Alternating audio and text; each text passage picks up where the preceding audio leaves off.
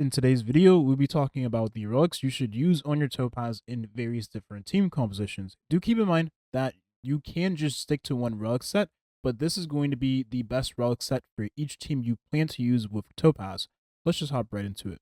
Oh, I guess before we actually do get into the video, of course, there will be a time where we probably get a relic set for follow-up attackers, right? I mean, characters like Jing needs a dedicated set. He still hasn't gotten one yet, so I figure that the set that ends up being very valuable for Jing will also be very valuable for Topaz. So we'll wait and see what the future holds when it comes to relic sets, and if there already is something in the making, then we'll just know with it being confirmed in due time. But until then, this is what we can use until we get a dedicated set for her and Jing. Now, in the standard Topaz team, you want to stick to the script and just use 2-piece fire, 2-piece musketeer. I already have a 2-piece fire, 2-piece musketeer farmed on my account, so whenever I use Topaz with Clara and Asta, I will definitely be using her with those relics. Now, keep in mind, whenever you do run this team composition, I want to reiterate that you want to have Asta right next to your Clara.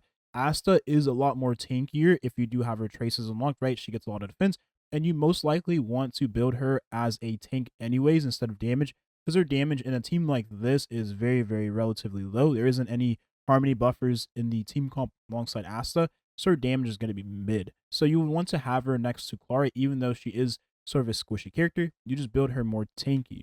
Now, this is my main account, and this is just for the demonstration of video. This is not the account I will be rolling for Topaz on. That's my alt account, but I'm just making the video on this account. And I have the 2-piece musketeer, 2-piece fire. Now, you always want to use Inar Sosato no matter what team composition you're in, because this is going to be most of where Topaz damage is coming from, and Numby too, because most of Topaz kit, but not all of the kit, is centered around follow-up attacks, base attack, elemental skill. Ultimate doesn't do any damage, it just enhances the damage, but Numby does follow-up attack damage as well. So all of that is going to be increased by the Sao Soto effect, and then you get 8% crit rate, right? Any damage dealer needs that crit rate. And considering she already gets crit traces, this is going to be on top of the crit rate she has in her crit traces. So she's going to have around 20%. So then all you would need in order to get the max amount for the bonus is 50, but you still want to strive around 60 to 70, 70 mostly, so that you can consistently crit on the character. So with the crit rate chest, you get 32% crit rate, which is on top of the 20% you get from her traces, and then the Salsado effect. So then you have 50%, which is meeting their criteria for unlocking the extra damage bonus.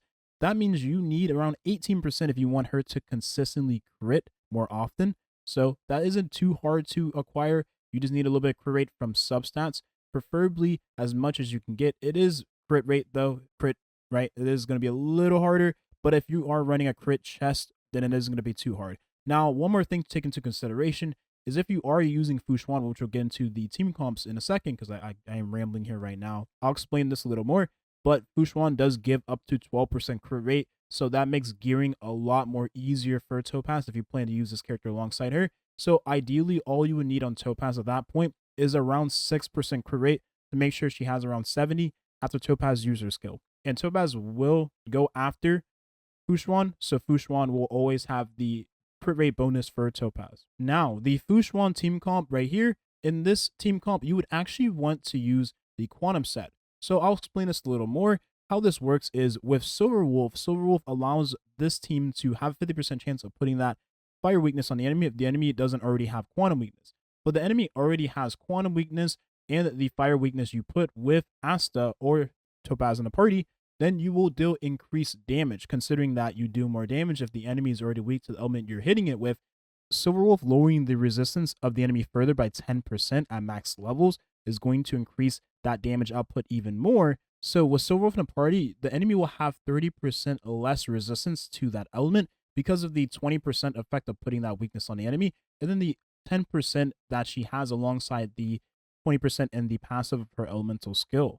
Now, the thing is, with the Genius of Brilliant Stars, the 20% ignore defense with Silverwolf in a party is going to increase the damage output of Topaz greatly. Keep in mind that Topaz is single target, so that means the 20% is going to scale really hard on the boss enemies that have high defenses. So this is where Topaz is going to work really well with Silverwolf, who lowers the defenses of the enemy further with her ultimate that lasts for 3 turns at that. So that means Topaz and Numby is going to greatly benefit from Silverwolf in the party with the Genius of Brilliant Stars 4-piece effect, 20% ignore defense there, and the defense shred Silverwolf already provides, and the resist shred she also provides furthermore. So it's just like having Jing Lu on the Quantum set. It does the same thing, and it adds a lot more damage to the kit of that character. It scales harder than the 10% fire if you have Quantum weakness on the enemy, and the 12% attack you get with the two-piece isn't going to add too much. Now, do keep in mind, of course, when we do get future relic sets, that probably will outclass a set we already are going to use on Topaz when it comes to Quantum, so do keep that in mind. This set is just the best for Topaz right now if you plan to use her in a hyper carry team comp like this. And then Fushuan, of course, being able to give that crit rate is very valuable for a Topaz. The CC mitigation, the damage mitigation to the team, this is going to be the best supporter overall to use alongside her because of all the pure buffs she provides while making sure that she functions well in the hybrid mono quantum mono fire team, I guess you could call it. Now, Bronya gives damage bonuses with her elemental skill. She gives furthermore damage bonuses depending on what light cone you have on the character. And then she gives more crit damage and attack to the team. Now, the attack and crit damage is going to be really good for Clara because the thing is about Clara is that those buffs are dependent on that ally's turn. So that means Clara being very slow in the team comp because you won't be using Asta. You'll use Bronya in place of Asta, means that Clara will keep those crit damage and attack buffs. So when enemy is hitting her and she's hitting back with the aggro increase from links, she's going to be dealing a lot more damage with Bronya in the party. And then whenever Numbi gets close to taking his turn, you can push up with Bronya, and then Numbi will take that turn and then keep those buffs that Topaz ends up using because follow-up attacks goes right after that ally that just used their attack. So this team is a little clunky, but it can work depending on how you have this set up. Now keep in mind that you actually can use Clara on an energy regeneration rate rope because that means Clara will have her ult more often and have her increase aggro much more often as well. Now also do take into consideration that since she is slow, she won't be taking many turns, and therefore keeping all the buffs is going to be very crucial, even the buffs from links that increases her own aggro value. So if you plan to use Bronya with Topaz, you most likely want to stay with the two-piece fire and two-piece musketeer with a two-piece attack set because that's going to yield the most damage with Bronya because ignore defense isn't going to scale well with Bronya because she doesn't put quantum weakness on the enemy, even though she looks a lot like Silverwolf. Now, mono fire, you actually can get away with using four-piece fire, and I'll explain why. The thing is, whenever you have Asta and Himiko in the party, you're going to be dealing a lot of damage to the enemies that are already weak to fire. You won't be able to utilize the four-piece passive of the quantum set because there is no quantum weakness from this team that you can put onto the enemy, right? With Silverwolf, for instance.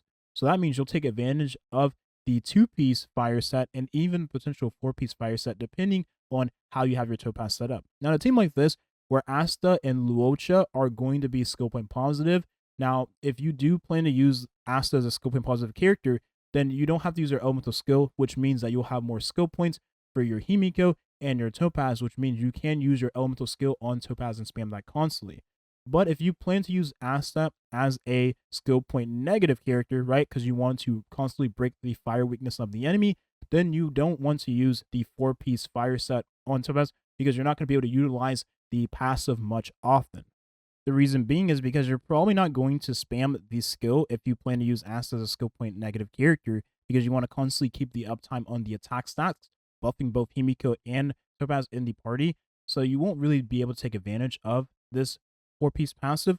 But if you plan to use her as a skill point positive character, then you can use the four-piece passive because Himiko will constantly be pushing the action forward of Numbi, and you'll be able to increase that damage of Numbi with the ultimate attack there because you'll use your ultimate, then Numbi will take the turn and then deal increased fire damage. So if Himiko in the party, if you're already